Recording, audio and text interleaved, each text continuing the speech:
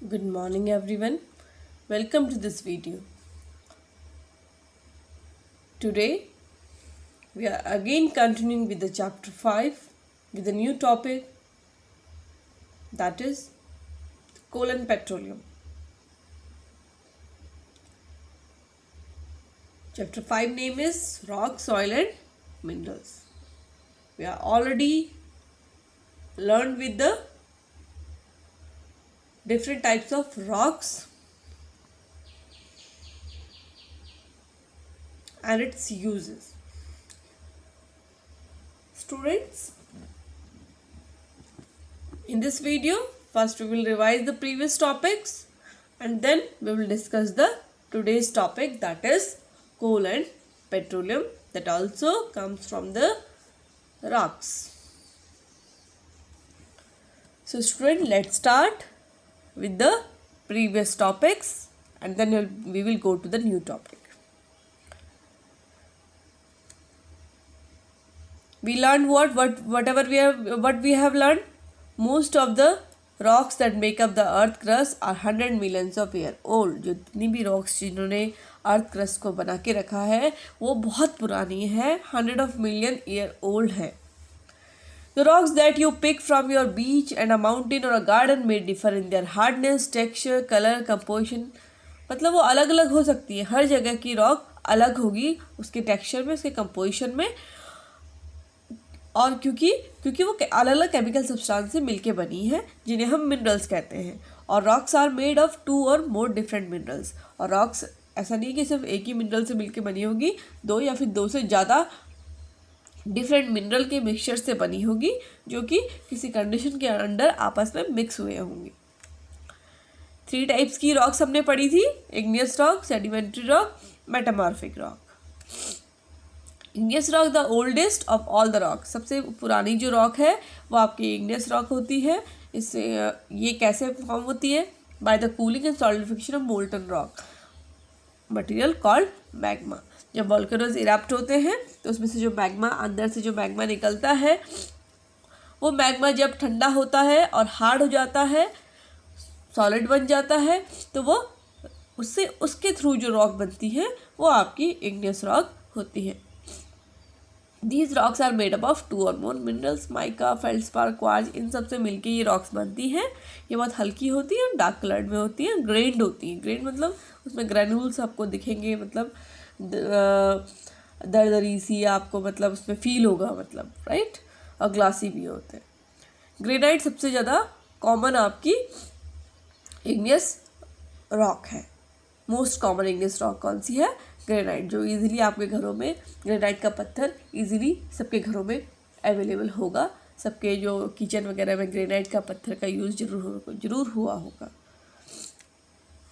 These are the example of igneous rock. Granite हो गया, pumice हो गया, बेसाल्ट हो गया एंड ऑब्सिडियन हो गया. और the next is sedimentary rock. Sedimentary rock में हमने क्या पढ़ा था बच्चों? Like it is comes from the word sedimentum, जिसका मतलब ही क्या है? सेटल.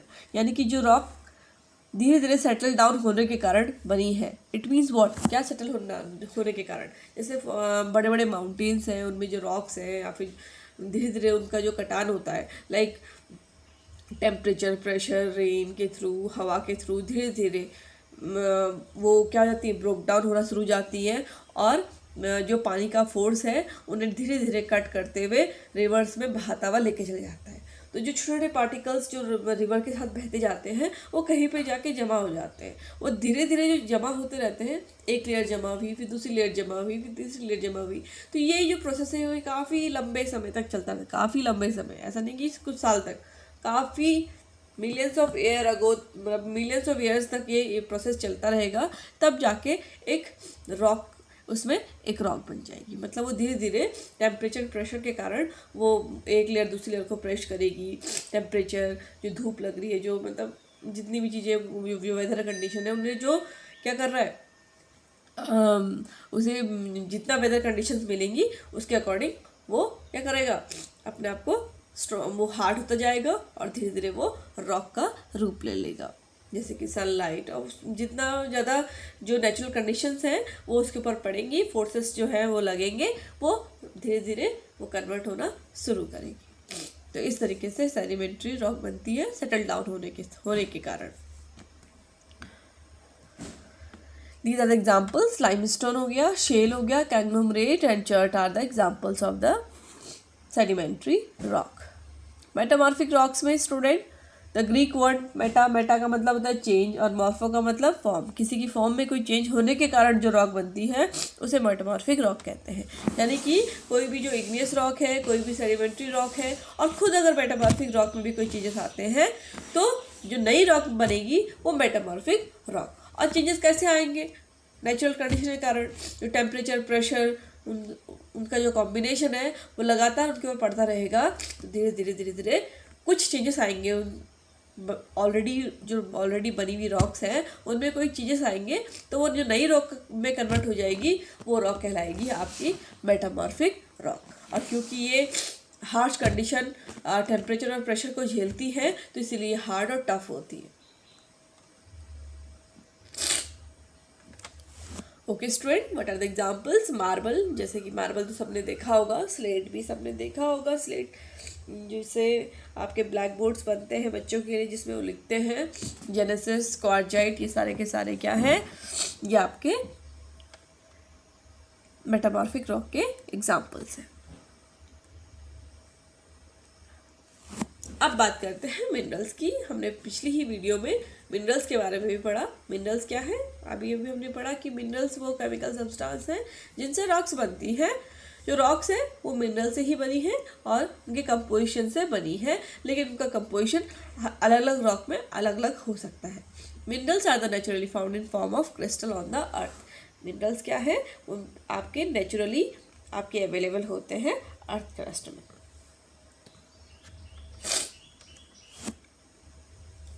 अब एक मेटालिक मिनरल भी टर्म होता है। मेटालिक मिनरल क्या होते हैं? वो मिनरल्स जिनमें मेटल्स प्रेजेंट होते हैं, यानी कि हम जिनसे मेटल्स को एक्सट्रैक्ट कर सकते हैं, मेटल्स को सेपरेट कर सकते हैं और अपने यूज़ में ला सकते हैं। उन मिनरल्स को, मतलब जिसमें अच्छी अमाउंट में आपके मेटल्स होंगे, वो मिनरल्स आपके मेटालिक मिनरल्स कहलाएंगे। जैसे कि फॉर एग्जांपल जैसे iron, gold, silver, aluminium, magnetite etcetera. Now let's talk about the ores. Ores वो रॉक्स होती हैं जिनमें मेटल एक प्रॉफिटेबल अमाउंट में होता है और हम उसमें से मेटल्स को एक्सट्रैक्ट कर सकते हैं, निकाल सकते हैं, अपने यूज़ में ला सकते हैं। उन रॉक्स को, उन मेटल्स की ओर कहते हैं। ये मैं पहले भी आपको समझा चुकी हूँ, ये तो हम रिवाइज कर रहे हैं। नाउ मिनरल्स के यूज़ हमने पढ़े थे। ये मिनरल्स आपके फर्टिलाइजर्स के, मैन्योर के काम भी आते हैं। सॉइल में मिनरल्स बहुत ज़रूरी होते हैं ताकि आपके प्लांट्स की अच्छी सी ग्रोथ हो सके, और इन्हीं प्लांट्स के थ्रू हमको भी हमारी बॉडी में मिनरल्स मिलते हैं। हमारी बॉडी के लिए मिनरल्स बहुत ज़रूरी होते हैं। हमने हेल्थ एंड हाइजीन चैप्टर में भी मिनरल्स के बारे में पढ़ा था। These are good for the health. Diamond, rubies, emerald, ये सारे के सारे आपके एक्सपेंसिव मिनरल्स हैं जो हमारे जेम्स हैं, जो कि हमारी ज्वेलरीज बनाने के काम आते हैं।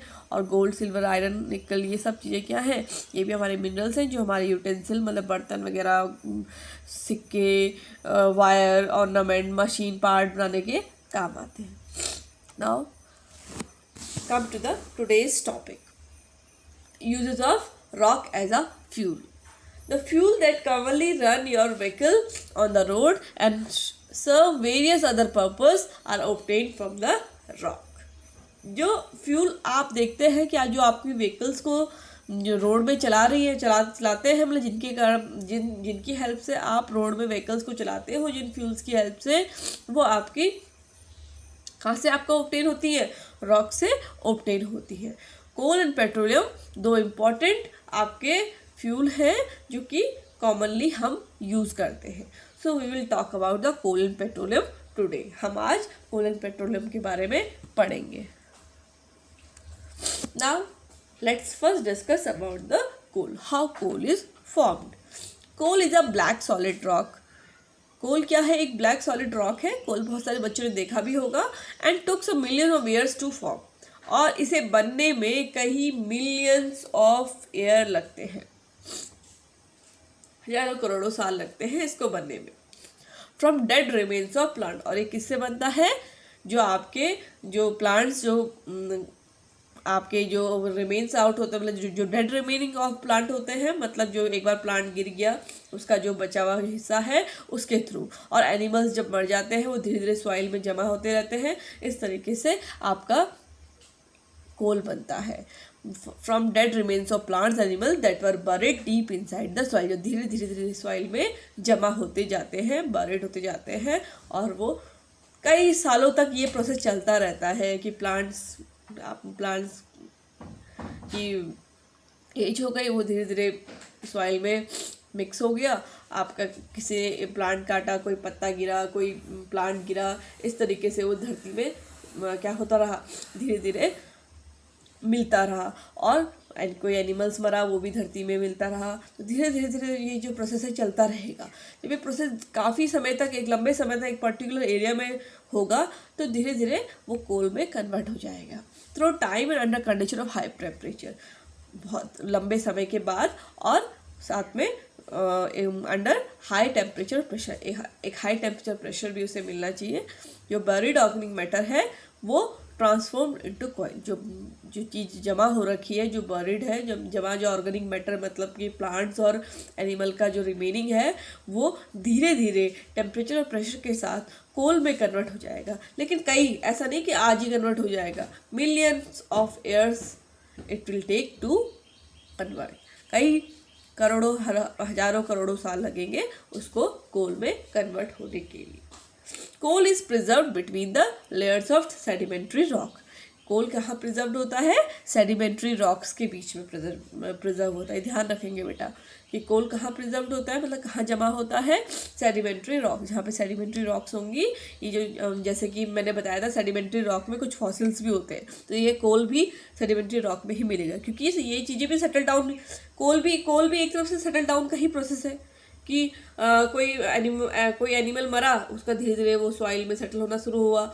ऐसे ही प्लांट भी गिरा तो वो भी, उसकी भी रिमेनिंग सॉइल में सेटल होनी शुरू हुई। तो इस तरीके से आपका धीरे धीरे टेम्परेचर प्रेशर के कारण वो जो रिमेनिंग्स है वो आपकी कोल में कन्वर्ट हो जाती है। तो सेडिमेंट्री रॉक्स के बीच में एक कोल आपका प्रेजेंट होता है, और इसको कैसे निकालते हैं? माइनिंग फ्रॉम द ग्राउंड, इसकी माइनिंग करके, खुदाई करके आप इसको निकालते हैं। आपने देखा कोल की वो होती है, खाने होती हैं, हम बोलते हैं कि कोल की खाने हैं, कोयले की खान है।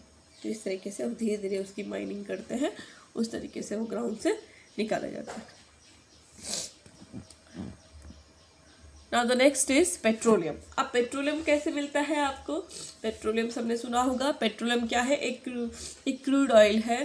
पेट्रोलियम एक ब्लैक कलर का एक रॉ ऑयल है जो आपके सी बेड से मिलता है, सी वाले एरिया से ज़्यादा मिलता है।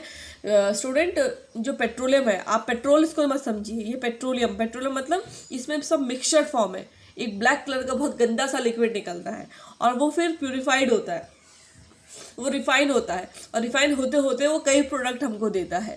पेट्रोलियम क्या है? एक मिनरल ऑयल है which is formed from dead remains of sea animal. ये सी एनिमल्स के डेड रिमेनिंग से बनता है, जो धीरे धीरे जो सी के अंदर जो सॉइल होती है उसमें धीरे धीरे जमा होते जाते हैं, बरीड होते जाते हैं, और अंडर टेम्परेचर प्रेशर वो आपके कन्वर्ट हो जाते हैं पेट्रोलियम में। लेकिन इसमें भी मिलियंस ऑफ एयर लगते हैं। These dead remains change into gases और liquid under the earth surface. जो डेड रिमेन्स हैं ये गैसेस और लिक्विड में किस में चेंज हो जाते हैं? अर्थ सरफेस के अंदर। और पेट्रोलियम जो है वो कैसे निकलता है? वो जो रॉक्स ओशन बेड के अंदर जो प्रेजेंट होती है वहाँ पे जमा होता है, उनके अंदर से हमको मिलता है। इसलिए बड़ी बड़ी मशीनें यूज़ होती हैं, और जब पेट्रोलियम निकलता है तो उसकी रिफाइनिंग भी साथ में होती है। तो जब रिफाइनिंग होती है तो उसमें आपको उसके साथ कई प्रोडक्ट्स मिलते हैं जो आपके लिए यूज़फुल होते हैं। हम पेट्रोलियम के यूजेस में प्रोडक्ट्स के बारे में पढ़ेंगे कि हमारे पेट्रोलियम में क्या क्या यूज। जैसे आपने पेट्रोलियम जेली सुना होगा, पैराफिन वैक्स सुना होगा, गैसोलीन, डीजल, पेट्रोल, ये सब सारे के सारे आपके क्या है? ये पेट्रोलियम प्रोडक्ट्स हैं, और जो कि आपके बहुत काम आते हैं। नाउ कोल के यूज पढ़ लेते हैं। कोल क्या है, एक फ्यूल के रूप में यूज होता है कुकिंग में। प्रोड्यूस स्टीम इन स्टीम इंजन में स्टीम प्रोड्यूस करने के काम आता है, right. For making steel drug, plastic, fertilizer, cosmetic, dye etcetera, इन सब को बनाने में भी ये काम आता है। Okay student, so these are the use of the coal. Now let's talk about the petroleum. Petroleum के क्या यूज़ है? गैसोलीन हो गया, पेट्रोल कहेंगे, जैसे पेट्रोल भी कह सकते हैं आप उसे। गैसोलीन और डीजल जो है वैसे फ्यूल्स हैं जो पेट्रोलियम से निकलते हैं, जो पेट्रोलियम क्रूड ऑयल है उससे आपके निकलते हैं, and are use to run engines of car के इंजन, बसेस, ट्रक्स, ट्रेन्स, जो बाकी जो मशीनरी है उनको चलाने में ये काम आते हैं। Petroleum jelly mix with paraffin wax, petroleum jelly किस तरह मिक्स होती है? पैराफिन वैक्स, ये भी पेट्रोलियम से ही निकलता है, पैराफिन वैक्स भी, पेट्रोलियम जेली भी उससे निकलती है। ये दोनों को मिक्स करने से आपके कॉस्मेटिक प्रोडक्ट्स बनते हैं और मेडिकल प्रोडक्ट्स बनते हैं। Petroleum paraffin wax is use in making candles, और जो कैंडल्स बनाने के काम में यही वैक्स आती है, मैचेस बनाने के, पैकेजिंग करने के लिए। Okay, lubricating oil and grease used for engines, जो लुब्रिकेटिंग ऑयल होता है इससे एक लुब्रिकेटिंग ऑयल भी निकलता है और ग्रीस भी इसी से निकलती है। जो आपने सुना होगा ना कि आपके मशीन की ग्रीसिंग करनी है तो जो ग्रीस कहाँ से आती है? ग्रीस भी इसी से निकलती है, इसी के बाय प्रोडक्ट है। मतलब पेट्रोलियम के साथ ही निकलने वाले जो प्रोडक्ट हैं, मतलब जो उसकी रिफाइनिंग होती है तो उससे बहुत सारे प्रोडक्ट निकलते हैं, तो उसमें से एक लुब्रिकेटिंग ऑयल भी है और ग्रीस भी है, जो कि क्या करती है? मशीनरी, इंजन को बहुत ही अच्छा कर देती है, बिल्कुल सॉफ्ट कर देती है, ताकि वो इजीली रन कर सकें। तो ये सब कहाँ से मिलते हैं? ये भी सब पेट्रोलियम से ही मिलते हैं। LPG is used as a fuel for domestic heating and cooking. LPG किस लिए यूज़ होता है? आपके LPG भी आपका पेट्रोलियम का ही प्रोडक्ट है, और आपको सबको पता है, सबके घर में LPG है, लिक्विफाइड पेट्रोलियम गैस। LPG की फुल फॉर्म क्या है स्टूडेंट? Liquefied petroleum gas. ये किस लिए यूज़ होता है? डोमेस्टिक हीटिंग एंड कुकिंग के लिए, खाना पकाने के लिए हम इसका यूज़ करते हैं। Now the next is petroleum is also use to produce plastic. Petroleum आपका किस लिए यूज़ होता है? प्लास्टिक, मतलब प्लास्टिक प्रोड्यूस करने के लिए, दवाइयाँ बनाने के लिए भी यूज़ होता है, डिटर्जेंट बनाने के लिए भी यूज़ होता है, मैनमेड फाइबर बनाने के लिए, पेस्टिसाइड बनाने के लिए, और हर्बिसाइड बनाने के काम भी आता है। तो पेट्रोलियम के स्टूडेंट बहुत सारे यूजेस हैं। एक पेट्रोलियम प्रोडक्ट से वो एक ब्लैक कलर का काफ़ी मिक्स्ड फॉर्म में एक लिक्विड निकलता है, ब्लैक कलर का गंदा सा लिक्विड निकलता है। जब उसकी रिफाइनिंग होती है तो धीरे धीरे उससे बहुत सारे बाय प्रोडक्ट निकलते हैं, जो सारे के सारे प्रोडक्ट हमारे काम आते हैं। सबसे बेकार प्रोडक्ट भी हमारे काम आता है, जैसे कि ग्रीस हो गया। Okay student, so these are the uses of the petroleum. Now student, क्योंकि ये फॉसिल फ्यूल, हमने क्या पढ़ा था दोनों में, जब हमने कोल में पढ़ा और पेट्रोलियम मैंने आपको पढ़ाया, तो दोनों में मैंने आपको एक बात बोली कि इनको बनने में मिलियंस ऑफ ईयर लगते हैं। अगर हमने इनको बहुत फास्टली यूज़ कर दिया तो दोबारा उनको बनने में मिलियन ऑफ ईयर लगेंगे, तो तब तक तो हम रहेंगे ही नहीं। इवन हमारी कई जनरेशन तब तक उस तक पहुंच नहीं पाएंगी, उनके पास वो रह नहीं पाएगा। तो स्टूडेंट, इसीलिए बोला गया है कि जो फॉसिल फ्यूल्स हैं, जो फ्यूल्स हम यूज़ करते हैं, उनको हमें बड़े वाइजली, बहुत ही समझदारी से यूज़ करना चाहिए, ताकि वो एकदम से ख़त्म ना हो और हम उनका यूज़ करते रहें। क्योंकि ये लिमिटेड स्टॉक है, इसको बनने में ऐसा तो नहीं कि कल ही बन जाएगा।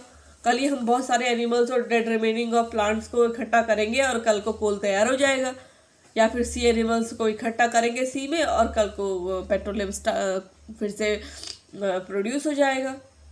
बट नहीं, it's not possible. So student, that's why conservation of fossil fuel is important. जो फॉसिल फ्यूल का कंजर्वेशन है वो इम्पॉर्टेंट है। इट टेक्स सेंचुरीज, कई सेंचुरीज लग जाती है इनको बनने में। So have a limited stock, इसीलिए हमारे पास एक लिमिटेड स्टॉक है इन रिसोर्सेज का, तो हमको इसको सावधानी से और समझदारी से यूज़ करना चाहिए। We should keep our gas stoves and other machines that run by fossil in good condition. हमें अपनी जिन चीज़ों को हम इन फ्यूल से चलाते हैं उन्हें गुड कंडीशन में रखना चाहिए, ताकि वो कम से कम उनका यूज़ करें।